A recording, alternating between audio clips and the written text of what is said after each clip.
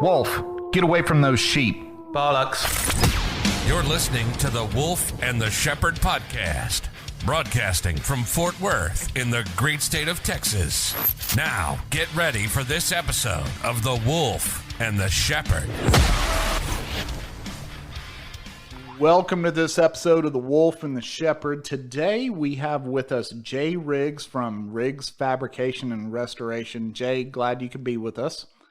Thanks for having us. Yeah, I'm missing the Wolf because the Wolf decided, as lazy as he is, to go on holiday, as he calls it. So it's just Jay and I in the studio, and we're going to talk a little bit about cars. So, Jay, once again, glad you could join us today. Tell us a little bit about yourself. So I own Riggs Fabrication Restoration. We are a hot rod and custom restoration shop. We work on old American cars from 1975 and older.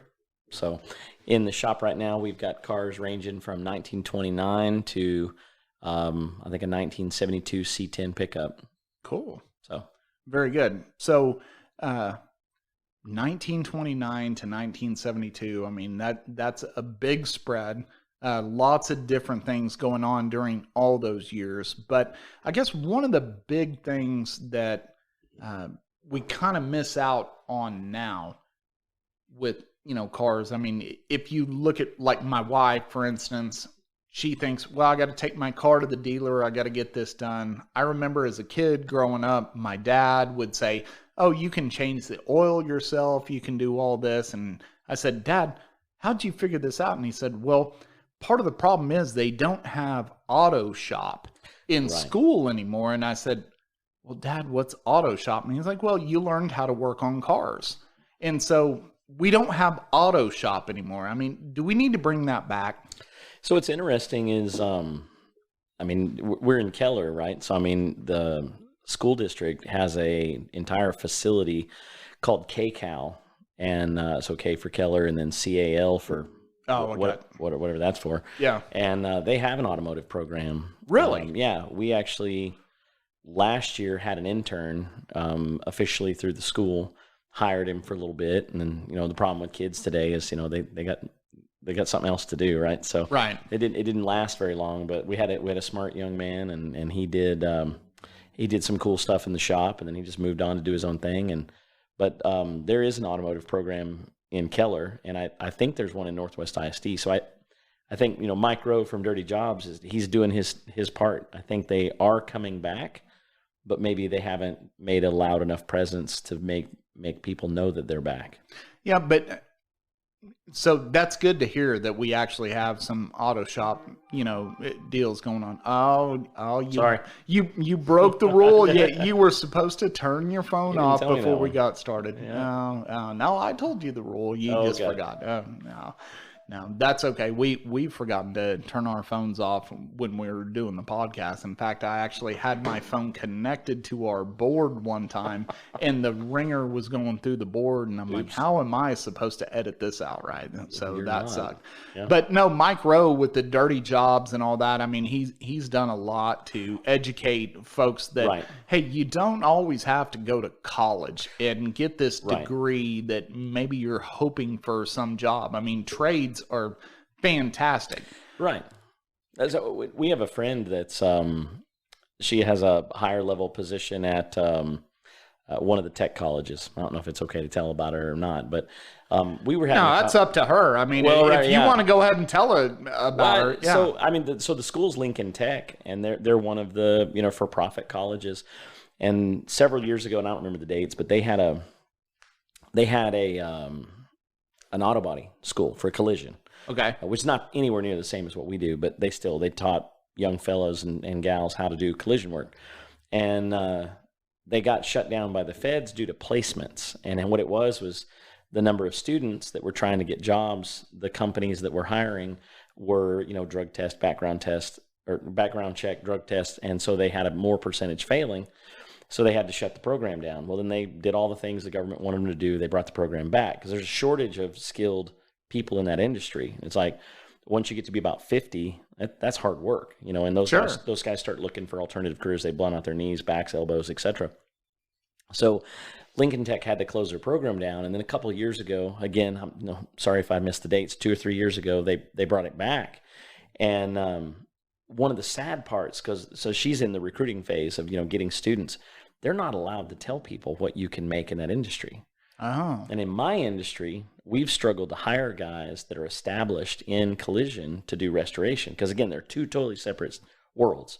Yes, we work on cars. Yes, we fix dents and rust and paint them, but it's totally different. And so I know a lot of guys are talented in restoration, but they make between $80,000 and $100,000 a year doing collision. And they're working at your Calibers and Service Kings and dealerships. Mind blowing. Restoration's never paid that, but that's where the talent's at. Yeah. So what is that struggle between what you say is restoration and collision repair, like in finding that talent? Whereas you as an owner of one of these shops, then you're more obviously the restoration side, Right. not the collision side. Right. Where is that struggle? So most of it, like I have an ad out right now. I'm hiring for a body man, right? And a body man means fixing the metal and doing the Bondo work, the bare metal up to primer. Okay. And getting a guy out of collision. So it's insurance. And so it's like when you go to the doctor, everything's coded, and that's how they bill. You don't have to understand that. You Right. go to the doctor. Well, that's how they make their money. And in collision, it works the same thing. Like as an individual, if you get in a wreck on 35, you don't really care like how they do it, right? You just want it done well. So you go to a reputable place, they fix your car, you're out your deductible or not, and the rest is no big deal. Inside that business, it's all structured through insurance. It's all I don't want to say it's a game, because it isn't. It's a structured business model.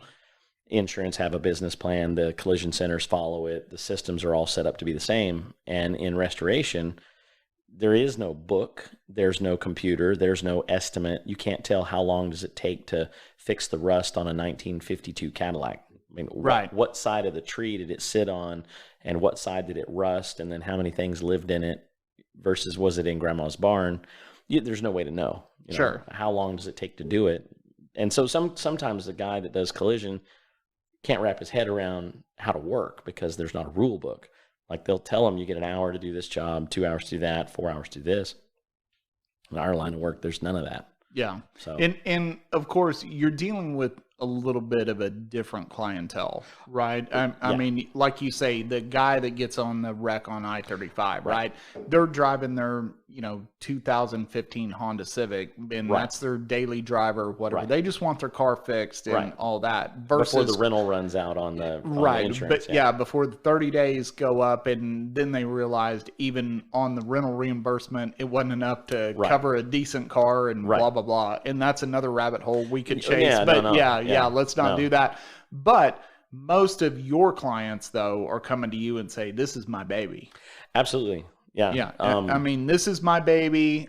And yeah, I don't want you to take me to the cleaners, but I want it done right. Right. I want it done fair. And, you got to take care of me. And like you say, there is no book to say, Right. what do you use, a 52 Cadillac Right. of how to fix this thing. Right. Cadillacs have their own math. And I always tell people that. It's like there's a 25% cost increase because it's a Cadillac. And someone goes, what do you think I have a Cadillac and I'm rich? You're charging me more? I'm like, no. Cadillacs are just built bigger. They were always bigger cars. They were always luxury. So there's more bolts, there's more fasteners, there's more trim, there's more parts, there's more pieces. So they just take longer. Right. And of course, to be honest with you, I've had 2 Cadillacs in my life. Right. And I know that for a fact because I had an Escalade, which Right. is basically a Tahoe. And, Right. and there were parts on it. It's fancier. It has the fancy Cadillac emblem, but it's still a Tahoe. Right. And I would say, well, why am I paying so much more for this part? Where I look on the internet and the Tahoe part is so much cheaper, and they're like, oh, well, because it's a Cadillac. Right. And like you say, it's that extra 25%. I was always a BMW fan Right. for a long time, and somebody told me, you know what BMW stands for? And I said, well, Bavarian Motor Working. And they said, no, right. it's Bring More Wallet. Bring more because wallet. because just because it's a BMW, they're going to charge you more. Right. And it's kind of ridiculous. So what about the car market right now? I mean, everything's classic kind of, cars. well, no, the regular cars, Okay. let's start with regular cars because we're Right. going to get into the chips here in a minute. But Right. everybody's talking about how you can't find a car now. And if you wanted to get rid of your used car, now is the time to get rid of the car and kind of for the chips and all Right. that. So Right. what's your take on that? So I don't honestly ever shop for new cars. I don't like, people will name off a new model of a car and I don't even know what it is. And that's just because I live in an old car space. I mean, Sure. we literally live in a space where that's what we do. And it's like, I drive a 1970 pickup and I don't want a new one. I want an older one. You know, Yeah, so- well, when I was standing outside, looking out the window saying, when's Jay going to get here? And I saw the truck pull up. I'm like, oh, there's Jay. That's right, Jay, yeah. I know that's Jay in Right. that truck. Yeah. Right. Well, and so how it affects me, I'm not shopping, right? Sure. Except I have a business case where my wife drives a half-ton pickup, and we're starting to get into where we're doing some hauling cars to shows further away. We've never done that before. Everything we've ever built, it's you give it to the owner, they drive it, meet up and go to a show with them, but we're not trailering anything. Well, now we're starting to make travel arrangements to go to some shows. Like a month ago, we went to Tulsa for a big indoor custom car show, and our customer was going to haul the car in an open trailer. It's brand new. Like, we were finishing it Wednesday as we were loading it onto a trailer to get to the show. And I was like, man, I'm gonna borrow an enclosed trailer and haul this, which is Right. fine in a half-ton truck. But then we start getting into situations where we're talking about going to Scottsdale, Arizona in November. And that starts becoming more of a burden on a half-ton truck. Like, you need gas every 200 miles. Right. So we're in the market in the next 3 to 6 months for a 3/4 ton diesel and a larger trailer and all this, and start doing show car stuff. And I'm just aware, it's good if you want out of one, but you're not getting in one. Kind of like the housing market. Right. You can sell your house and make a bunch, but you better like living in an apartment. Yeah. No, absolutely. Yeah. Let's not go down that road. I'm trying to buy a house right now. Oh, and, yeah. and I actually bought one and it sucked. Yeah, It you need an sucked extra buying it. $25,000 in your pocket just to throw on the table. Yeah, exactly. And all the California people that keep coming out here, they're literally, and this is kind of in your world. Right. I don't know if you know this or not, but California people are coming out here, putting offers on houses and offering cars as part of the offer. I need to know about this a little bit more. Yeah. Yeah. I mean, they're literally saying you can also have my car. And there's part of me that thinks, well, maybe they want to get rid of the car that has the California emissions, and then they're going to buy a Texas car. Or maybe the car situation's worse in California. Yeah. Yeah. I don't know. Once again, that's need- another rabbit. I need the realtors that know about these old cars to talk to me real quick. Yeah, I don't think there's any old classic cars. I mean, the guy that lives across the street from my dad, or did, had a 57 Chevy Corvette convertible, Right. red and white, beautiful car. And he moved back to California, which is kind of odd because most people are coming from California to Texas. He's actually moving back. And I told him, I'm like, look, if you don't want to move that car back to California, let's talk. You'd store it for him. Yeah, let's talk. Let's take that off your hands. So, classic cars versus new cars. Do we think eventually that people are going to realize that the new cars are kind of boring, and you're going to see this kind of resurgence in people so much more interested in getting a classic car, whether or not it's maybe, hey, this is the car that I always wanted when I was a kid. The guy across the street had this car, or my best buddy, his older brother had this car, and blah, blah, blah. And you always hear those stories, but it kind of seems like that classic car market might be kind of overtaking the new car market. And some guys getting to a certain age, they're saying, hey, it's time for me to go ahead and get that car I always wanted. Right. So I don't know if there's any statistical data, right? But in my view of the world, yes, classic cars are dominating the space. But again, I live in that space, right? So I mean, all of my interactions with people are about these classic cars. So yes, guys that are getting Usually their careers are pretty solid by the time they're 55. Your kids are out of the house generally. You've paid for college. Hopefully you've paid for a wedding. Maybe you've got a grandkid. Maybe you don't. You've had the boat. You've had the motorcycle. You've had the vacations. Now what? And a lot of our customers, they range in probably the general spot is 55 to 75. Some of them own a couple of cars. Like we did a little bit of work for a guy that has a running driving car. It's finished several years ago. It's nice. He's building a car, nice and slow because it takes a lot of time, a lot of money. And then recently bought his wife a car. He bought. There was a mutual friend circle, and he was selling a car to upgrade to another car. And his wife, it was a red convertible Buick, and who doesn't want a red convertible, right? And the fact that it was a Buick just makes it cool looking. So he jumps out and buys that. So now he has 3 cars that I know of. I mean, he might have a 4th. I just know that he has 3, and I don't think he's over 60. I mean, I don't ask these questions generally, but generally speaking, your 35-year-old is not dropping, $100,000 into a car. There may be the tuner market or the drifting market, but not what we do. And then you get guys like we've got a customer that I know is at least 75, and he's had cars his whole life. And we finished a car for him a couple of years ago, and he brings it back in and says, I want to change this or add that, or, I found this new part. Can we put it on my car to replace this worn out thing? Well, oh yeah, sure. So, right. And I think he's 75 or 76 years old. So those guys are out there. What's an interesting topic is what happens when those old guys, the 75-year-old guy, when they start to get to be, 80, you want to take their driver's license away, and the kids are like, Papa, don't be driving that. Right. That, whatever. The big block Chevelle or something. Don't be taking it out. Yeah, that old car that's kind of dangerous to drive. The old dangerous car that doesn't have airbags. All right. So then what happens? And then are the kids taking them?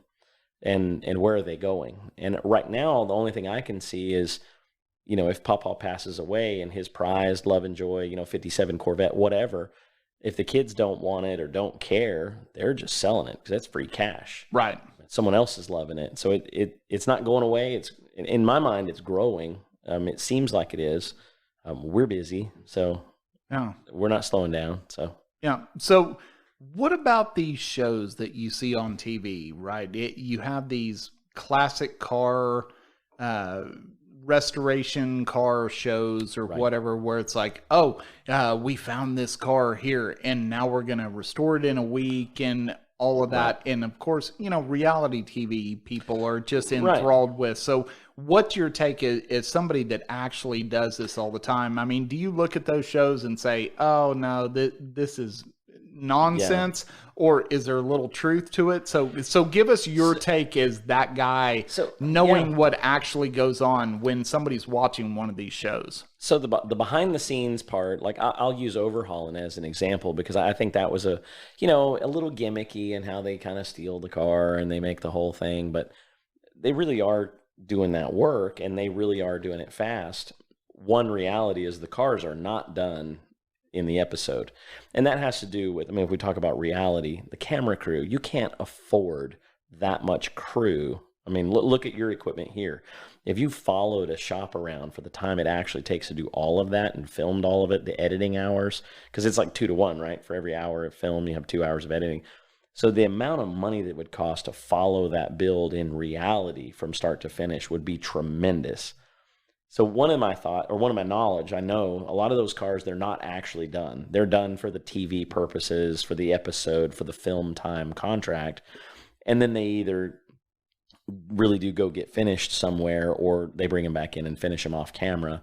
But some of the stuff, like I had a guy do some film for us, like some commercials and stuff. And we've got a video guy now. And one of the realities is something dramatic and exciting can actually happen. And then the cameraman show up and you're telling the cameraman a story. And that's why those interviews sound scripted, is because that did actually happen. Right. Maybe the trash can really did catch on fire, but we're not going to set it back on fire because that's dumb. But we could tell the story about how scared Johnny was or whatever, right? Nobody was really scared, but now we have to dramatic, conversation. Yeah, dramatize it. So I believe when we watch those shows and you see those interviews and they sound scripted, it's because the camera crew needs to catch the story, right? Not the guy telling the story. He's just not an actor, which is why it sounds dumb. Is we're just real people, right? Right. Yeah. Right. You can hand somebody a piece of paper and say, hey, Right. read this. But yeah, if you're not an actor, I Right. guess that's when on these reality shows, when you see it, you say, well, this is so fake. Well, yeah, that poor guy's not an actor. He's a body Right. man. Well, and they yeah. handed him a piece of paper and said, hey, memorize this and repeat this into the camera. Exactly. And then like the other parts you see where like they just bolt parts on and the motor fires off immediately and everybody's excited. Never That happens. doesn't- Well, with an LS engine, it does. You just plug them in. Yeah, they fire right off. But Okay. but you're always chasing something. There's always a bolt that you thought you tightened that you didn't. Something leaks. Something's not connected. The distributor's in backwards. I mean, again, all kinds of dumb things happen, and then you get that. Oh, look, it was perfect. No, it wasn't. Yeah. But Yeah, but it's good for TV. Right, and so that's my opinion. Then, right, is the TV shows capture the best reality they can based on when the camera crew was there and the editing for the time slot of the TV show. The cars generally aren't finished, even if they make them sound like they were built in 30 days. Our customers are 12 to 18 months Right. if they're a fast-paced customer. Yeah. And that was one thing I actually didn't have on my little list, but I mean, is that the kind of average? Yeah.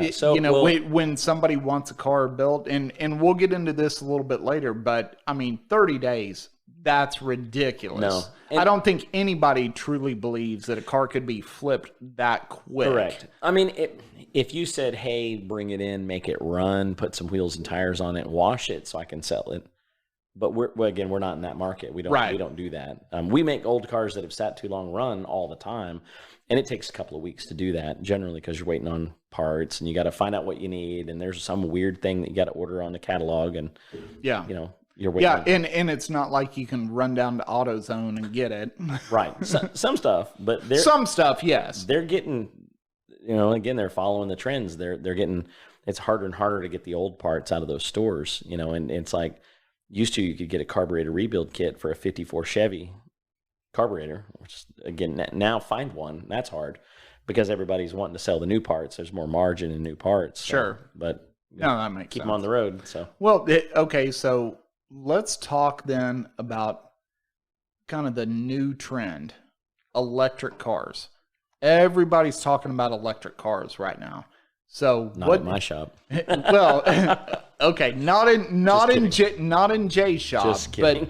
but I mean, you're a gearhead. I mean, you're a carburetor guy. You're old school. So from your side of the desk, what do you think about electric cars? So the building in front of us, there is a new electric car company, and I pass by the front of the building every single day. And what they're doing, I don't know who they're competing against or what their plans are, but they're building, I think they call it a skate, but it's basically a chassis. And their goal is to put other cars on it. Like you mentioned, a Honda Civic, but I think they're taking the Mercedes SUV. I forget what the name of that thing is, but Okay. whatever it is. Right. I think they're going to use one of those as a model. And you said, Tahoe Escalade. So their plan is to retrofit this chassis to other cars. And they've talked about taking an old car. The problem is width. Old cars aren't as wide as new cars at the wheelbase. Yeah. okay. So there's an interesting challenge with that one. You start making a wide body 58 Apache pickup, it's going to look weird. Well, dig into that a little bit more. So Okay. there's a lot of people that might not know that. So Okay. I guess the newer cars are wider than the older cars. Right. So what's the problem there? So, it's the wheelbase and the wheel width. So cars back in the old days was just a frame with some sheet metal set on top of it, and today they're structured, engineered roll cages, right? When you take, like a Model A, for example, which was a 1928 to 1931, that was a Henry Ford product. They were wood structures with sheet metal nailed to them, literally wood screws and wood nails. And so you imagine an accident in that versus today's side curtain airbags and safety glass and all that, crumple zones, and a modern vehicle is designed to cut the frame off so they can just discard the front end of it or the back end. I don't know if you've ever looked underneath a pickup. You No. see the frame has actual cut here marks on them. They don't say cut here, but they're No kidding. yeah. And that's so when they get in a wreck and they're bent, they just cut them off and they weld a new one on. So they're designed where there's like the driver's safety cockpit. You know, you can get like, well, what is it? The smart car, right? What is that? Is that right? Little smart car. One looks like a golf cart. Yeah. Yeah. Yeah. You can't imagine somebody driving that. But then Right. you go back and go, well, I mean, they had to make it safe. How'd they do it? So the structure of an old car and the structure of a new car are completely different. The sound dampening, the doors, the features, all that. So the tires where they fit on an old car are not as wide as the new cars.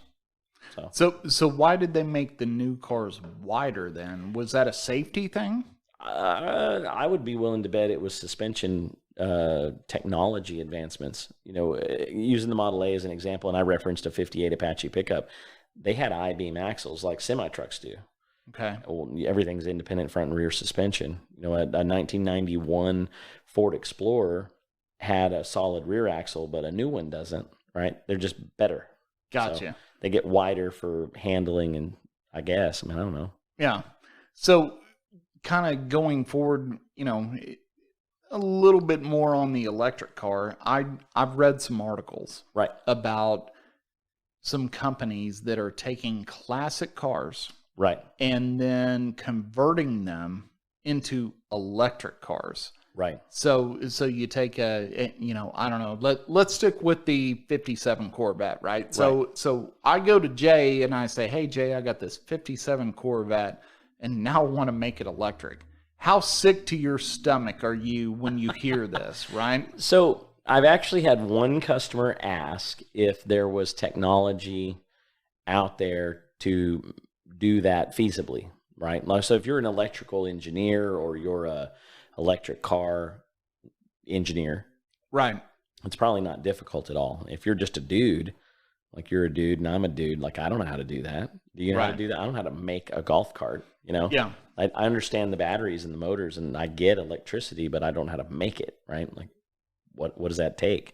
You know, need more power. I don't know. Yeah. So to me, that conversation means not my customer because it's not what we do. And we stay in our lane for what we do. That way we're good at what we do, but we're not good at that. Marketing is minimal to me about electric car conversions and restoration, with the exception of the business that's in front of me. And that's just in front of me. They're not marketing to me. They're just there. Yeah, but you're driving by them every day and you're thinking about stock investments. Let's read an article about who the new CEO is. Right? What's going on with this? Yeah. Right. And by the way, are they going to launch me into space maybe 2 months later? Because maybe they've got a rocket ship company behind them like Elon and Jeff Bezos and all those guys. Yeah, their roof's not tall enough for a rocket yet, but we'll see what happens. Yeah, right? You never know. I mean, they might be building a rocket ship in there. I mean, those electric car guys that apparently it's electric cars and rocket ships. Well, that's in Austin, right? Yeah, exactly. So there's a motor, a crate motor, you know, and that's basically my wife asked this question, like, why do they call it a crate motor? And I was like, well, literally, it shows up in a wooden crate, and you uncrate it. Therefore, it is a crate motor. It's that simple. It's in a wooden box, and so there's a crate motor that is the electric motor, but it looks like on the outside it looks like a small block for a Ford or a Chevy. Not dressed out and fancy, but where you could physically put it somewhere. And again, I've not looked into this, not researched it. I've not had, you know, our guys want some gasoline, you know, so carbureted or fuel injected, but generally fuel injected most, but no, that makes total sense. Before we get into the next part, actually reminded me about something. Manual transmissions versus automatic transmissions. And I think for the most part, no one under the age of 25, unless they had a, you know, certain, you know, father figure, uncle figure, something, knows what to do with their left foot in a car. Like, in the way that you are in the car business, how much does that frustrate you? That the manual transmission is almost dead. I mean, there's a couple of car companies that are still hanging on. Right. And I mean, I love a clutch, and I'm going to give you a story here in a minute, but I mean, most people don't know how to drive a manual transmission. Yeah, so it would be what would it be, a security system, right? Yeah, well, they call it the Millennial Security System. Yep, there you go. This is equipped with the Millennial Security System. It's a manual transmission, so they can't steal the car because they can't drive it. Right. So there's a slogan from a company. They're a large distributor for manual transmission retrofit styles, and they have a really cool logo called "Save the Stick," and it's a skeleton, holding an exaggerated gear shifter, and "Save the Stick" is just their marketing about saving it.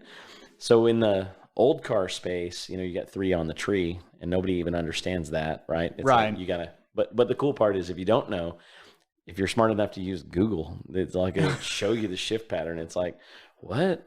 So that one's not that hard. But it's weird for people to get it, and people that drive them love them. Economically, restoring it and keeping it 3 on the tree is less cost effective with lower horsepower. So why is that? You'll spend more money restoring it because it's as old as it is, and you'll spend more money restoring it, or if it wears out, right? So if it works, it works. If it doesn't, it doesn't. A clutch is a clutch. It's no big deal. But when they're all torn up and worn out, you're dealing with the column, you're dealing with shift linkage, and you can't just go buy those parts. So a lot of times a guy will just put a new transmission in to have modernization. The other is 3 on the tree versus a 5-speed. Would you would all rather have a 5-speed, right? So it used to be a 4-speed back in the day. Now the 5-speed's out, 6 speeds out, right? Manual, and so a lot of times that's where that goes. I have a granny 4-speed in mine, which means I can crawl through the stop and go traffic in first gear and not exceed 5 miles an hour. That's not exciting, right? I'm not trying to pull a stump out of the ground or anything like that, but sure. So I want to get rid of that, but I'm going to put a 5-speed in mine. So I'm not frustrated by it at all. Yeah. So well, I know my brother has a 1995 BMW M3. It was actually the first E36 M3 that ever came over to the United States. He bought the first one. He still has it to this day, bought it brand new. He still takes it to, and I don't want to name them because they're going to get embarrassed here. He still takes it to the dealership he bought it from for oil changes, all that good stuff, right? The last time he took it to the dealership, the porter that came up to take the car back got in the car, then got back out of the car and said, "I can't drive this." Right. Why is there an extra pedal? Right. Literally at a BMW dealership, they have people that cannot drive manual transmissions. Now, on the flip side of that story, a friend of mine bought a Corvette. I don't remember the year of it. It was, I think, a C6 or something like that. And I said, well, I need to, take this out for a spin. And he looked at me and said, well, can you drive a manual? I said, well, of course. I'm a child of the 90s. I mean, I grew up knowing how to drive a manual, but used to, you didn't even think about that. If you told your buddy, hey, take my car, you didn't have to say, hey, can you drive a manual transmission? Right. Now you actually have to. Right. And that's scary. Right. I mean, it really is. We always just call it, where the cool kids are. The cool kids know.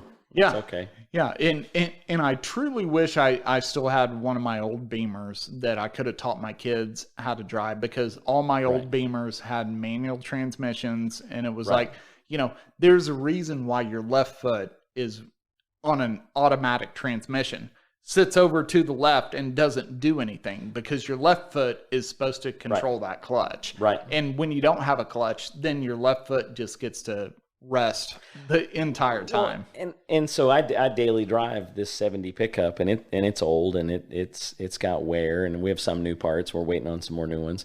I like the interactivity. Like, I do not touch my phone when I'm driving, because again, I drive an old vehicle, but I have to have a hand on the shifter and a hand on the steering wheel. And being that it's old, I mean, I don't have lane sensing, I don't have Right. cameras, I don't have airbags, and it's lowered, so Yeah, and you don't have a backup camera, No. and you don't have all these other No. technologies. No. There's no traction control Right. and all this stuff. Where even though we talk about self-driving vehicles, which we're going to Right. get into here in a minute, a lot of the newer vehicles take care of so much of that for Right. you that way back in the day, you didn't have anti-lock brakes. You didn't have all this GPS. extra stuff. Yeah. You were driving a machine. Right. Now you drive a computer. So today, one of our customers, we're building a Bronco for him, but he drives to our shop in his other Bronco that we built, and he has a '68 Bronco. Tops off, so it's wind noise, the whole deal, and he loves it. And he's a businessman, right? So he needs to be on his phone all the time. He's at his computer all the time. He's got appointments. He's this and that. And so he drives the Bronco, and he's a little sweaty on a day like today, and he's hair's messed up, obviously, or he's wearing a hat, whichever one. But he was telling me today, it's because it's manual transmission, and we replaced the clutch in it recently, and he's enjoying the fact that when he's not in a regular car, he's driving a machine, like you said, and he has to be more aware. One, people are looking at it and trying to run him over. He's not as fast as everybody, but it's a beautiful, beautiful blue Bronco. If you like Broncos, and a lot of people do. Yeah. Chevy guys don't. But. Well, I was thinking, is it a white Bronco? And does he have a no, picture of OJ in the back? So this is the. I always wanted a Yeah. 90s Bronco with like an OJ cutout that I could just pull like a little chain in the front, just for somebody behind me to have OJ just pop up and wave. A little glove hanging out of the door. Yeah. So this is the early Bronco, so the body style before that, and so it's older and even cooler. But he was describing the wind noise, the fact that the steering is not the same as a new car, and the fact that he has to shift the gears and he's not as fast, and he doesn't have GPS and nav and all that. So he was enjoying the checkout, right? So he can drive down the road in his regular truck, and he can be on the phone all day long, go from appointment to appointment. When he's in the Bronco, sorry, man, can't talk right now. It's the disconnect. I mean, I have a Harley Davidson, Right. and I think about these guys that buy these new, dresser bikes that have the deal that hooks up in a helmet if Right. you want to wear a helmet, and you have the screen and you can get phone calls. I'm like, I don't want to get a phone call on my bike. No. I want to ride my bike. Right. Leave me alone. I'm Right. on my bike. Just Right. leave me alone. And I think it's the I same don't even deal get to with see the a phone. Bronco guy. Yeah, it's that same thing. So self-driving. I mean, here we go. We're so at the cusp with Teslas right now. Right. I mean, they're so close. I've been on, what was it? I think 183. And I remember a guy in a Tesla that shot past me at 80 miles an hour, probably eating a bowl of cereal Right. while his car is driving him. I Right. mean, are we losing that skill of actually driving because we are putting too much into the car to take care of us? Well, I mean, so that's an interesting question, right? Because on one hand, is society really dumbed down, and do we need to protect ourselves from society so that the car does the work? Like the vehicles that have the lane changing technology, right? Well, Right. Now it's okay to go to the bar and drink too much because the car can get you home. Right. Is that a good way to use that technology, or is it better than you drift off to sleep at 2 a.m. on a long road trip, in the middle of nowhere and catch a road sign, or flip your car and die? So in those cases, cool. We were in Las Vegas. Our big industry trade show is called SEMA, which is all the aftermarket parts for cars. And we were off of Fremont Street. And if you leave Fremont Street and you go to, I don't know if it's called Old Fremont, there's this really cool old, and it's crunchy down there, but it's cooler than the marketed side. And they had these little taxi cabs that you just get in them and they drive you, and then you just get out. There was no person in them at all. Wow. And so in that case, how long ago was that? 2 years ago. Oh, okay. Yeah. So actually longer ago than I thought. Yeah, and then there weren't like a million of them. Sure. And it wasn't in the high volume areas. Well, we weren't in the high volume areas to know, but I could totally see that technology being fine in those applications for now. The foreseeable 3 to 5 year, technology advance where you take downtown Dallas and they already have the rented scooters and all those things. I think that's going to happen. The weird one is you take drone technology. I was at back before COVID, we actually went to Chamber of Commerce meetings there at the Texas Motor Speedway. And the guy was talking about how Amazon is out at, Alliance Corridor and out at they're at the airport, but they're also in that area. And they've rented, I don't know, you call it an airplane hangar or business space at the airport because they've got that whole drone technology for packages. And he was talking about where that's going, where they do this now in big cities where you get an Uber or Lyft off the roof of a building and a helicopter flies you to the airport. They're going to take drone technology to packages to people and have that. And I'm over there going, man, that's. But if you're in New York, I mean, that makes sense, right? Yeah. You're going to pay $500 to get to the airport. Yeah, very dense cities, all that. Yeah, that makes total sense. So the customer that comes to you and says, I want a car. Right. Right. So how does somebody come to you and say, I want you to go ahead and create me a car? What do they normally do? What things do they need to bring to you to say, hey, I want a car? Yeah. So there's two kinds of people that engage in that conversation. And I don't know if it's 50-50. It might be. Again, there's no scientific data, but there's the kind of person that remembers, you said the 90s. In the 90s, to build a car was, I don't know, $10,000, $15,000. And today it's not. $10,000 or $15,000 doesn't get you out the door with a running, driving vehicle. So one customer has no real idea. Grandpa passed away and they got the truck off the farm and they want to build it. And we'll look them over and kind of throw a number at them that's in the $50,000 to $80,000 range, and they're shocked, right? So then they usually try to figure out, well, okay, no, what can I do? And when you tell them, it's like, no, $10,000 or $15,000 doesn't get you all the things that you asked for, and here's why. Those people are either frustrated, sell the vehicle, don't do anything with it, and then other people understand. Like, if you were to go down and buy a brand new Escalade today or a brand new BMW, what's the sticker price on one of those? Yeah, I mean, over 100. Yeah, I mean, just a pickup these days is between 60 and 90. Yeah, right? Which is ridiculous. Right. But then you start talking about, let's look at the Hellcat, or you look at the RS Camaros, or you look at the GT500 Mustangs, and those things hit $100,000. So we're talking about taking a vehicle that is old, everything about it is worn out, is beat to death. Hopefully not beat to death, but nothing on it has. But probably close to beat to death. Yeah, well, we like to start on them when they haven't been wrecked out or something like that. But none of the rubber is good. So no door seals, no bushings, no shocks, nothing. Nothing's good. And then you throw the variable that today's roadways, 70, 80 miles an hour is how you need to drive. Well, back then, you didn't. No, that's a good point. I mean, what, way back in the day, speed limit 55. Right. Yes, people exceeded the speed limit. Right. But everybody was driving around at 55. Yeah. Hang on, Jay. Let me get you an Alien Ale. Let me grab this here. Here you go. Crack that open. Have you an Alien Ale here. This one's made in Texas, right? Yeah. I think I've had this before. Yeah, it's from the Nakona Brewery. It's one of our sponsors. Alien Ale beer. What do you think of that? That is very smooth.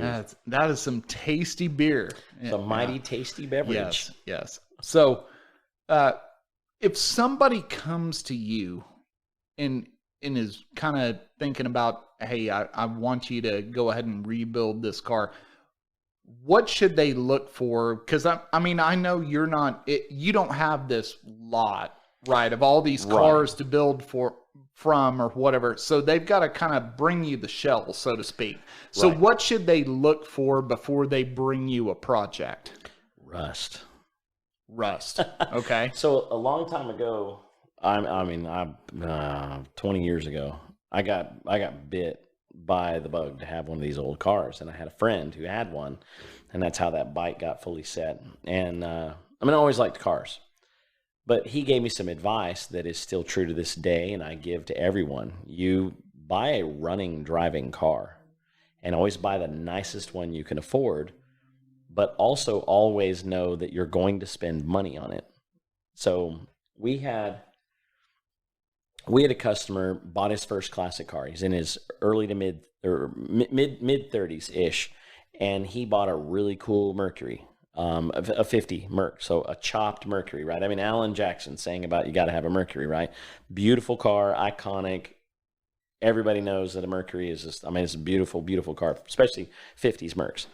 So he buys one, and it needs all kinds of things. It's a nice car. It's just old, and so everything's just old. There's nothing wrong. It's just old. It's old. Yeah. So, he needs tires, brakes, shocks. Hey, let's admit, we're not spring chickens. Yeah, no, shoulder, elbow. Yeah, there's nothing wrong with us, but we're kind of old too. Yes. So, yeah. So, and only if we're lucky, right? So, when I talk to people about the cars, is if you're going to buy one, always buy one that runs and drives. And that way, you're assuming by being able to drive it, one, the steering wheel works, the engine works, the brakes work, you can sit it and drive it. Then you start to make it yours. No different than buying a used motorcycle. Buy one with all the accessories that you want already on it, and then you're not starting from zero at the dealership. Sure. So if you buy one that runs and drives, most thing that you want to look at is, are the floors in it? We had a guy several years ago that he had a convertible Mustang, and they made millions of Mustangs, millions. So it's not like a rare one. It wasn't special. It's just he had owned it for 15 years, and we pulled the seats out, pulled the carpet out, and then I went, whoa, man. Like, before we start, you may want to think about buying a different car. And I have his money already, right? Yeah. And so I'm like, this, the minute I cut this floor up, and we pulled the seats off the floor. We didn't unbolt them. We just pulled them out. That's how bad the floors were. They're bolted down. Okay. So we pull them out without taking bolts out. It was a bad deal. Well, they sell all the parts, right? So the logic is, well, they sell the floor pan. Can't you just put one in? Well, yeah. $15,000 later, we have all the metal repaired in the bottom of that car. But I told him up front, look, this is going to get expensive. You should look at a different car. And I go, nah, I want this one. I'm like, oh, okay. Well, okay, so that guy ran out and bought that car, right? So that might be different than hey, here's the car that I had when I was a kid. It's the same car. I want you to go ahead and take care of this car versus some guy saying, hey, I always wanted let's use a Mustang. I always wanted a 65 Mustang. Right. I don't have one. Now I got this one. It's like, maybe you ought to go find a different 65 Mustang because you don't have that emotional attachment to this specific car. So on that subject, we have that conversation up front. Like anybody that has a sales job, you qualify your customer first, right? You find out if they're a valid customer. You find out if they have money for their project. We're not taking anybody's money, but you need to fund your project. They are expensive. So we have those conversations up front. A lot of people are really disappointed because there is an emotional attachment. This was free. Grandpa passed away. It's free. What do we do? And it's like, well, you're looking at a $15,000 rust repair bill, and an engine's $10,000, and paint jobs $20,000-$30,000. Oh, geez, I'm out. Right. Well, then that's sad, right? Because nobody wants, especially on our side of the world, we don't want to see these cars go away. They just need to go to someone that understands what they're going to get into. We're very careful as possible to make sure our customers are educated, not to get in over their head. One of the things that happens is, Barrett Jackson, you mentioned TV show, Barrett Jackson, probably one of the most advertised car auctions. Everybody knows what that is. And if you don't, it's entertaining to watch for 20 minutes on a Saturday. I've seen it happen in our town where guys go out to Barrett Jackson, they buy a car, and it's beautiful. Beautiful. They buff the paint on the underneath side of the hood, the dash, the upholstery. Yeah, but is it that camera beautiful where, cameras lie? The car I'm talking about, I saw in person. Beautiful. Okay. They did not restore the suspension, brakes, steering, motor. So the guy paid a high price for a gorgeous car, and not all of it was restored. Oh. A friend of mine, we were at the Good Guys Car Show this past weekend, and a friend of mine has this really cool 2-door wagon, and this other local guy who I'm new friends with, but he owns a couple of really cool cars, and car guys trade, right? I Sure. think your car's worth X, so's mine. Let's swap. Well, the difference is one car is beautiful on the exterior and not necessarily fully restored underneath, and the other car is. Well, so if you make that trade, one guy is buying or trading a car that needs mechanic work. And that would be where when I get people to look at cars, is you don't want to pay money for a high dollar painted car to find out there's a terrible paint job. So you know going in what you're getting into. Right. So it's almost better to buy a car that hasn't been painted so that you can see what is under that old paint. My dad would call that an Earl Scheib paint job. Yes, which is about $5,000 today. It used to be $500. So Yeah. Yeah. No, exactly. Right. Exactly. So now I'm going to hit you with kind of a lightning round. Okay. I'm going to hit you with some stuff we didn't talk about before we sat down. Unfortunately, you're probably going to prove a couple of points to people that I disagree with. Okay. With some of these. Am I going to need a helmet? No, Oh, okay. no, All right, you'll be just good. checking. Yeah, you'll be good there. So, the DeLorean, Okay. greatest car in the world. No, man, I don't know if it was the greatest car. I mean, they're cool, right? I mean, especially at 88 miles an hour. Yeah. Well, I mean- yeah, you got the Back to the Future thing. So, Right. so that's the car that I want.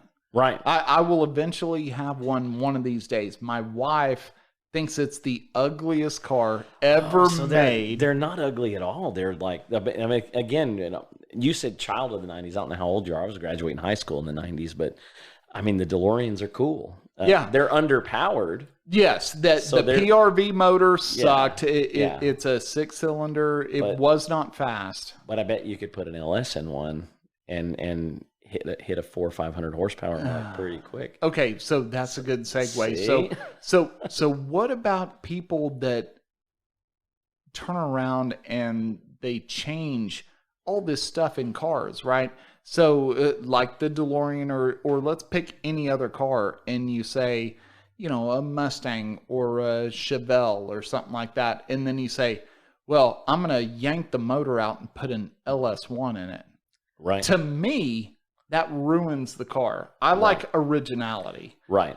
but it seems like now everything's kind of trending towards, you know, the modern technology or whatever. So where's the classic car thing going with, you know, cars that have been changed? Yeah. So, I mean, again, I live and breathe in a space where we change cars flat out. I don't do original restorations in my shop, and I tell every single person that asks about an original, like nut and bolt original restoration, we don't do it. And the reason is because I lose interest in finding out where the bolts go and what bolt was there and the concourse, all that stuff. It doesn't interest me. Whereas there's a brain out there that is fascinated by finding the exact hose clamp that they used in 1952 and whatever, right? Right. So, again, you're talking to a guy that rips those motors out and puts new ones in. Hot rodding from the very beginning, right? The very beginning of hot rodding, probably when it took off, was the guys coming back from World War II. Well, in war, they had to do what they had to do with what they had. So the guys that came back and they knew how to fix things, they knew how to make things work, they knew how to rob parts off of X and put it in Y, and they figured out how to adapt this to that to make it work. Those guys came back from the war and hot rodding took off. It's where drag racing started, because forever it has been, you get the lightest weight body that's out there and you put the biggest motor with the highest technology in it that's available, right?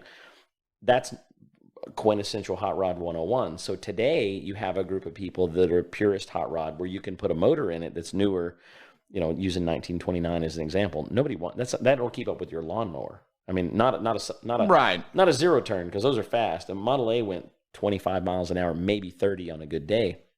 So you put a bigger motor in them, but where do you stop? When do you put a newer motor? So the rules, I'll use Model A as an example. We just finished one. It has a 1965 motor in it, right? So it's 1929 with a 1965. But he has a new-ish 2010 transmission. Oh, You can't see the transmission, but you get the benefits of it's computer controlled. We can program it. right. It's still carbureted, but he has a modern, and he has. Oh, so now you got kind of a little hybrid in there because we Right. talked about computers controlling Right. cars. So now you got Right. these classic cars that have a little bit Right. of computer, but not full computer. Right. So to finish the previous question about what do you change, we view, like when we're customizing a car, our job is to make it nicer than the factory did. We have a 69 Firebird in our shop now, and the headlights bolted on. They called them a bumper, which I didn't know that. We were looking for the bumper, and it turns out it's the grill. And we were all going, "Where's the bumper?" Because on a Camaro, it's a bumper, and we're going, "Well, I wouldn't have called that a bumper. I'd have called that a grill because it looks like a grill, but it's the bumper." Gotcha. When you put it together, you understand it's all structural and all this. But there was this ugly 1-inch rubber strip that went between the headlight bezel and the fender, and it's dumb looking, and the lines don't line up. And the customer was like, "This is always ugly. It never looks good. It looks horrible a year later if you wash the car 10 times. What can we do?" So we completely modified the way this looks. And we're not the only ones that ever did it. We just figured out a way to do it in our shop, and we cleaned it up. We eliminated the rubber trim, and we were doing neat things like, why did GM do that? Was it because they used the Camaro fender and they didn't want to make a new one, and they kind of ran out of time, and the engineers just went, "Well, here's a piece of rubber." But it was ugly. And you can go on the internet and you can look at the headlight bezels on a 69 Firebird, and it's unattractive. And we made it smooth. And Nice. so we broke the rules, but it is appealing. And so we do that, right? You can move trim, you can change, you can chop the top on a car and drop it 3 inches, and we change suspension all the time and lower them and put a wider tire on them and make a fender wider. And we have a 65 Mustang in the shop. We didn't build it, but we're finishing it, and it has 67 quarter panels on it because they're wider. Allows the guy to run a wider tire. It's cool looking. Gotcha. So, Yeah. so we live in that world. I'm all for it. Yeah. So No, I get that. So now I'm gonna. Alien Ale is good, by the way. Yeah, it's fantastic. So I'm gonna put you on the spot. I'm gonna go with the number 5, but we Okay. don't necessarily have to do 5. Okay. What would you say people should go out there and search out to bring to your shop and let you create cars? Maybe 3 cars, maybe 4 cars. I mean, I'd like to hear 5 cars, but I Okay. mean, those top cars where you say, "Hey, these are the ones that you actually should go out there, seek out, try to find," like you say, running, driving, maybe they're a little ugly, but they start up and the steering Right. works and all that. But that you would love to just show up to your shop and you would say, "We're going to do a fantastic job on this. Right. This was an excellent choice for you to buy this car, and you're going to be super happy with it." So here's my question. Is this what I want to build, or what I think is a practical build for the average consumer? Yes. Oh, all right. So I dream about a 1935 Ford 5-window coupe. And I dream about it only because it's in a barn in Weatherford, and I know it's there, and the guy's not doing anything with it, and I really want to do something to that car. Okay, so that's kind of funny you bring up 1935. What Right. about a 1935 Chevy? So yeah, the 35 Chevy's cool too. So that was my father's Okay. first car, Yeah. and he would love to have one, but he would Right. probably not want to deal with you because he wants it 100% original, doesn't want anything Well, updated, he wants that old school, Right. whatever the mess of that car was. So the reality for your dad would be you can buy one that runs and drives that is original, and then you're just maintaining a car, which we will do. Yeah. I would never recommend start with a barn find of something that's just barely there and rusty and say, I want to build it all. That's Right. and that's where that line for me is on that subject is a friend of mine, they bought a car at the Pate swap meet, which is the big swap meet in the area. And it was It might have been a 58, but I think it was a 59 Cadillac. And these two guys were doing plumbing work in Oklahoma. And the lady, the bill was big. And she took them down to the barn and said, hey, would you guys take this car, this old blue car, in trade for some of the work? Well, it was Grandpa's 59 Cadillac, right? So they say yes. They haul the car over to Pate Swap Meet. They're not mechanics, they're plumbers. And they sell the car to a friend of mine who is a mechanic, and he gets this car running, right? It has the tiniest amount of rust on it. It is 100% original, in which case you would spend a couple of grand cleaning it, doing spark plugs and carburetor and, right. drive that car. I would never touch that car. Drive that until it fell apart. Buy one out of Farmer Brown's field that got parked 25 years ago, and the mice and the rats and the snakes and the squirrels have all lived in it. Who cares if that one's original or not, right? Right. And that would be where I draw the line, is if you're missing parts and you're buying parts, buy cooler parts. Make it, and that's where that car that makes sense. Yeah. So in your dad's case, just buy one, because you can find them that run and drive. They're nice. I want a hot rod one, so I don't want that one that runs and drives that's perfect. I want the one that the motor is seized. You got to pull it anyway. Yeah, and so you're going to make it cool. Correct. Yeah. Yeah, you got to be able to drive them, and now you got to be able to drive them 75 miles an hour. So the 35 Ford, not because I'm a Ford guy, just because I know where that one's at, right? If I'm giving advice to someone about buying a car in the state of Texas, you can't go wrong with pickups. And right, if you're talking about the practicality, which you said yes to both, if you're talking about the practicality of what to restore, and you're talking about buying a running and driving vehicle, if you buy an oddball, parts are scarce, harder to find someone to work on. You're going to spend a lot more money restoring that vehicle than you are something common. Makes sense. We learned something in the spring, good guys. We built this good looking 1950 Ford pickup. The goal of the build was drivable, clean, nice, reliable, drivable. So we didn't do anything amazing to the truck. It turns out we didn't win a trophy for the truck either. The truck will win something at like a smaller car show venue or a Ford venue. It's a beautiful truck, right? All the people that liked it were drooling over all the details. But again, it was simple. It was basically stock restoration, modern motor, modern chassis. What we learned was the 51 Ford is more popular, and the 55 Ford is even more popular. So if you were giving advice to a consumer and you said, look, I'd like to invest in something, you steer away from the oddball items, like 1948 Ford, harder to work on. 55 Ford, drop $150,000 in that and you're blowing people's minds, right? The same thing, like I drive a 70 C10 and that year range is 68 to 72. If someone were to buy something that runs and drives, buy one of those. And the reason is because they're never going to be less popular, ever. A 70 Dodge, I personally think are super cool. They're called Swept-Line, and they're just different, but they're not popular. The Ford guy will never buy the Dodge. The Chevy guy will never buy the Dodge. The Dodge guy will, but there's less of them. It's just a less popular vehicle. Right. Can you make a cool car out of it? Of course you can.